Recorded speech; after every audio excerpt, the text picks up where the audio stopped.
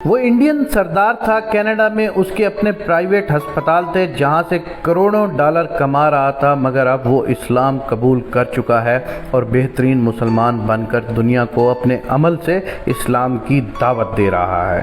اس کی قبول اسلام کی کہانی بڑی دلچسپ ہے۔ وہ بتاتا ہے کہ ہمارا تعلق انڈیا پنجاب کے شہر بٹنڈا سے تھا۔ میرے والدین لوگوں کو سود پر قرض دیتے تھے اور سرجیکل آلات کی امپورٹ ایکسپورٹ کا کام بھی کرتے تھے۔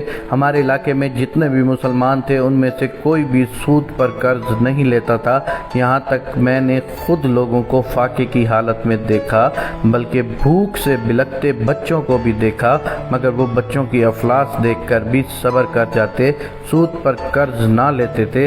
میری شدید خواہش تھی کہ کاش کوئی مسلمان بھی ہمارا مقروض ہو۔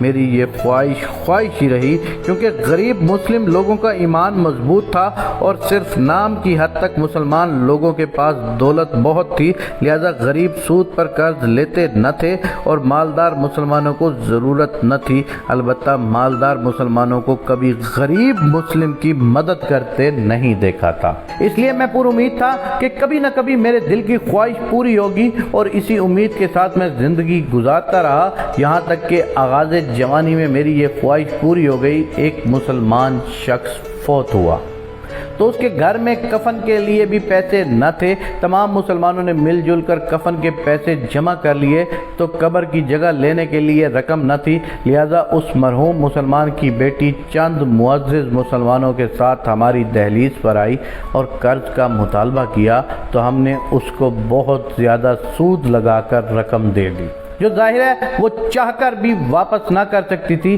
نہ کر سکی۔ خیر، تجہیر و تکفین کے بعد قرض کی ادائیگی تو دور کی بات، گھر میں روٹی تک کے لالے پڑ گئے۔ میں نے مقررہ وقت پر والدین کی اجازت سے لڑکی کو قرض واپس کرنے کے لیے مجبور کرنا شروع کر دیا، یہاں تک کہ لاکھ کوشش کے باوجود جب وہ قرض واپس نہ کر سکی تو میں نے اسے اسلام چھوڑنے یا اپنا گھر ہمارے نام منتقل کروانے کا کہا، تو وہ اپنا گھر ہمارے نام کروانے پر رضامند ہو گئی۔ جب گھر ہمارے نام منتقل ہو گیا تو اس نے مجھ سے ہاتھ جوڑ کر کہا کہ اس کی والدہ بوڑھی ہے، بستر مرگ پر ہے، لہذا والدہ کا وقت پورا ہونے تک اسے مہلت دوں۔ میں نے ایسا کرنے سے معذرت چاہی اور ان سے کہا آپ کچھ ماہ کا وقت مقرر کر لیں، اتنے وقت کے بعد آپ کو گھر خالی کرنا ہوگا۔ لڑکی نے والدہ صاحبہ کی حالت دیکھتے ہوئے 8 ماہ کا وقت لے لیا۔ میں نے بھی خوشی دے دیا، مگر 8 ماہ میں وہ بوڑھی عورت لڑکی کی والدہ زندہ رہی، اور جب میں گھر خالی کروانے گیا تو اس بڑھیا نے مجھے اپنے پاس بلایا اور کہا کہ اگر تجھے اس گھر کے بدلے 7 گھر بلکہ 70 گھر مل جائیں تو کیا تم میری بیٹی کو تنگ نہیں کرو گے؟ میں تو پہلے ہی سود کا کاروبار کرتا تھا، مجھے 1 کے بدلے 7 کا سودا بھی بہت تھا، 70 تو بہت زیادہ تھا، مگر میں جانتا تھا بڑھیا مذاق کر رہی ہے، کیونکہ وہ چاہتی ہے جب تک زندہ ہے در در کی ٹھوکریں نہ کھائے۔ لہذا میں نے بڑھیا سے پوچھا کہ آپ مجھے کیسے 1 کے بدلے 7 گھر اور 7 کے بدلے 70 دے سکتی ہیں؟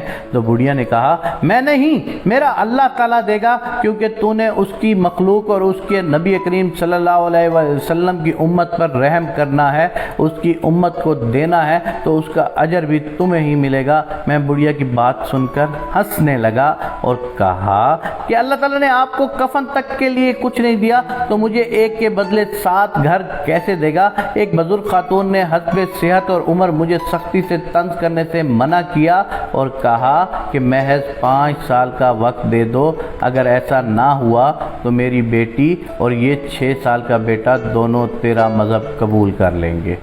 میں نے بڑھیا کے سامنے اس کی جوان بیٹی اور معصوم بیٹے سے یہ بات پوچھی تو انہوں نے ہاں میں سر ہلایا۔ میں نے گھر کے کاغذات ان کے حوالے کر دیے۔ اس کے بعد بڑھیا 1.5 سال زندہ رہی اور مر گئی۔ مرتے وقت اس نے مجھے پاس بلایا اور کہا اللہ تعالیٰ تمہارے کاروبار میں برکت ڈالے، تمہیں ہدایت دے، ساتھ ہی اپنے گھر کو میرے نام پر منتقلی والے کاغذات مجھے واپس دیے اور کہا یہ گھر بیچ کر کاروبار کر لینا، انشاءاللہ چند چند سالوں میں تم پر رزق کے دروازے کھل جائیں گے۔ میں نے ایسا ہی کیا، بڑھیا کے بیٹے اور بیٹی کو اپنی قریب چھوٹے سے گھر میں منتقل کیا اور گھر بیچ کر دوست کے ہمراہ کینیڈا میں کاروبار شروع کر دیا، اور میرا کاروبار وہاں بھی امپورٹ ایکسپورٹ کا ہی تھا، اور وہ کاروبار اس قدر تیزی سے پھیلا کہ میں نے 1 سال بعد ہی نہ صرف بڑھیا والا گھر واپس لے کر اس کے بچوں کے حوالے کر دیا، بلکہ کینیڈا میں بھی گھر خرید لیا۔ لاکھوں کروڑوں ڈالر کی میری آمدن ہو گئی تو میں کینیڈا منتقل ہو گیا۔ وہاں میری ملاقات ایک پاکستانی سید سے ہوئی جو اسلام کے داعی تھے۔ انہوں نے مجھے راہ ہدایت کی طرف بلایا اور میں نے اسلام قبول کر لیا۔ میرے ساتھ میری فیملی نے بھی اسلام قبول کر لیا۔ جب ہم لوگوں کو سود کے گناہ کا پتہ چلا تو ہم لوگ توبہ طائب ہو گئے۔ میں نے کینیڈا میں اپنا پرائیویٹ کلینک بنایا، اس میں انگلش ڈاکٹرز رکھے، اس بڑھیا کی بیٹی اور بیٹے کو کینیڈا بلایا اور لڑکی سے شادی کر لی۔ لڑکے کو ڈاکٹر بنا کر اپنے ہسپتال کے حوالے کر دیا جس کی اب کینیڈا کے مختلف شہروں میں شاخیں تھیں۔ میں نے خود کو بزنس سے الگ کر لیا اور اپنی بیوی سے اسلام سیکھنے لگا۔ یوں مجھے سمجھ آ گئی کہ کیسے اللہ تعالیٰ نے مجھے 1 سے 7 گھر دیے اور کیسے اللہ تعالیٰ نے اپنی مخلوقات پر رحم کیا۔